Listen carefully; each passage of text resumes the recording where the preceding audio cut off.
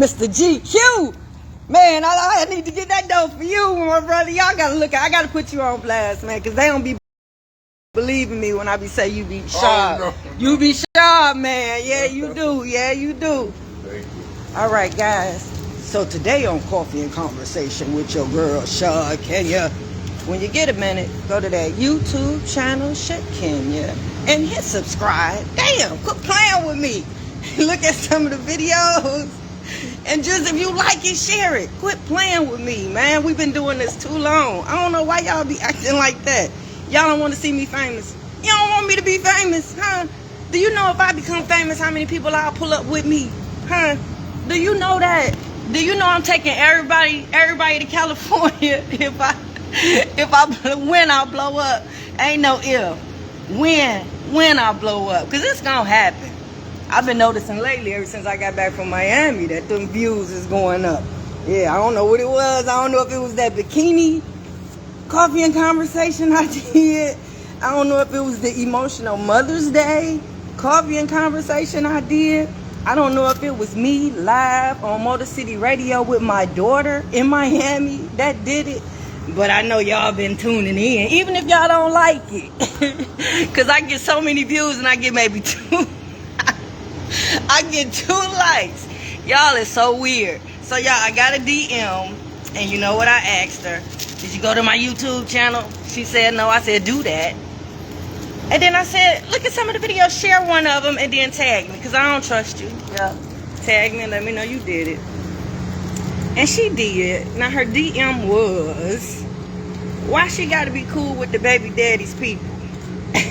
She don't like none of them heifers. The sisters was introducing him to their girlfriends. That's the reason why they broke up, because he didn't have any self-discipline and was screwing all the sisters' friends. So she don't like the sister. She don't like the brother because he beats his wife. I know. Ooh, terrible.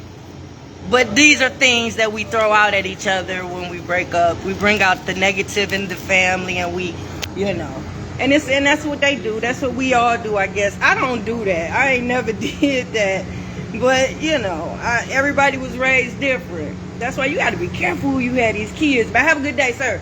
Be careful who you had these kids. But it's good for you to get to know their family first before you decide to have children with them. Before you decide to get married. None of anything that involves commitment and you're going to be tied to these people. You got to get to know these people, because you might realize that his upbringing or her upbringing might not be suitable to raise children. Like you probably wouldn't want no mini herds running around, you know. So get to know who you going to have your old babies by. And by all means, try to stay with them. Try to stay with them and raise the kids. Try to stay with them and raise the kids. Yep. I swear my lifelong dream was to fall in love with my childhood sweetheart, and we go off to college together, and he be my first, and I have all my kids by just him. And I sold that dream to my children, even though it didn't happen. Yep. I mismanaged the cooch along the way. Not trying to, but that happened. I got a couple baby daddies. Hey, Cynthia, shout out to Flint, Michigan. And that's trouble within itself, because now you got different people's backgrounds and upbringings that you got to uphold to as you trying to raise children by these different people. I know. Hey, it's all me. It's all me. Yup, I ain't blaming nobody. I made those choices and those decisions in life. But I say that to say, she want to know why she need to be friends with, because anybody that's around your baby and has influence over your child, meaning that your child loves them and respects them and whatnot, you got to be careful about what they do around your baby and what they say around your baby. So it's good to know these people and have a good relationship with these people. That way they'll know what your intentions are for your baby. And by them knowing the intentions for your baby, it's less likely that they're going to slip up and do some of the things that you don't want them to do, because y'all got to understand it. And part of that understanding comes with the relationship. You got to have relationships with these people. You have to. If they are around your baby, your child, You gotta have a good relationship with those people. Yeah. I would even encourage y'all to have family meetings every so often. Maybe every 90 days. 90 days is a nice length of time. Yep, every 90 days y'all should have a gathering, like a potluck, and everybody brings a dish. And y'all sit down and just talk about what's going on in everybody's life. Yeah. And then you talk about the baby, the expectations that you have for the baby. That way everybody will be on the same page. She like, well, I know he ain't gonna do nothing like that. He wouldn't do that. What? You don't know what people to do. If you don't know their intentions and you don't know the hidden agendas and you don't know how they truly feel about you, you don't know what they're capable of doing around your baby and to your baby. You don't know.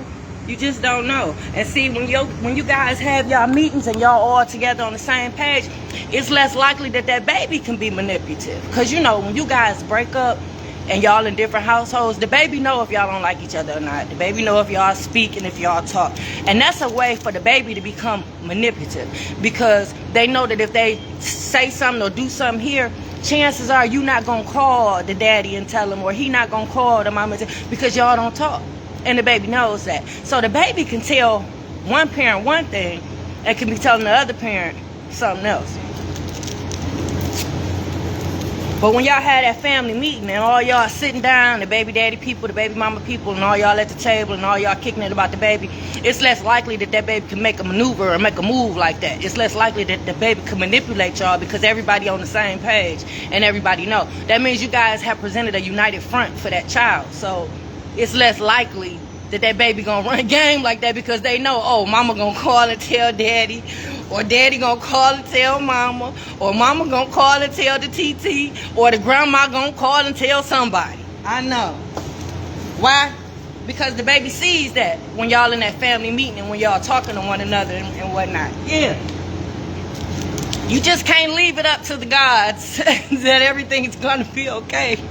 When your baby over there, God gonna help you, but you gotta put forth some effort and do some due diligence yourself. Yeah, you gotta make sure they don't you know that if I knew them people didn't like me over there, that I would be voluntarily dropping my baby off every Friday? Is you crazy? Baby, if I would have known that they was over there spitting venom and planting poisonous seeds in my child, do you really think I would have voluntarily dropped her off over there? Hell no. It would be supervised visits until she was 18 and graduated. There's no freaking way that I would have allowed that to happen. No, my children are mine. I was raising a squad. I was raising a team. Because see, nowadays, y'all parents, y'all not really raising these kids. They just growing up. Hey, Charlotte the beautiful. You get your own kisses, sister. Oh my God, I got both of my sisters online. And Cynthia, I'm going to have to plug you in to Charlita. And Charlita, I'm going to have to plug you in to Cynthia. She my plug to Flint, Michigan. Y'all are some beautiful sisters. I love you. These sisters, I just met them. And when I tell you, I have embraced them and they have embraced me, you would think we grew up together. You think we grew up together. That's just how much love these sisters that I just met just gave me. You know what I'm saying? I feel loved by them. I feel appreciated by them. They share my stuff. They just supportive. Man, I can go on and on, but that ain't what we here for. So yeah, I think it's very important that you have a relationship with your baby mama and your baby daddy people. I feel like y'all should have meetings every so often, just so everybody can be on the same page. That way it's less likely that they'll be able to poison your child. They'll be able to turn your baby against you. It's less likely that will happen. Yeah, because it happens. It happens every day. It happens every day. And you don't just sleep and think just because you mama that it can't happen to you. Because you know it happens to baby daddies all the time. Yeah, it's expected that the baby daddy going to be cut out. If the baby mama's still mad, it's less likely that he going to see that baby. And it's most likely that she going to go down there and keep raising that child support. I know I hate to say it, sisters, but that's what happens. But it rarely. Hey, Miss Vicky! but it rarely happens to the baby mamas. Yeah, you don't never take a child out of a mother's life, you know. So for that to happen and for that bond to be broken, there was a lot of work put into that. A lot of work was put into that. It was so much work, so much so to where I only met one case like that. So you know that's a lot. That's like how often do you run into a child that don't want to be with their mother? How often do you run across a child that wants to be separated from their mom and not live with their mom and not be? How often is that bond broken? Hardly ever.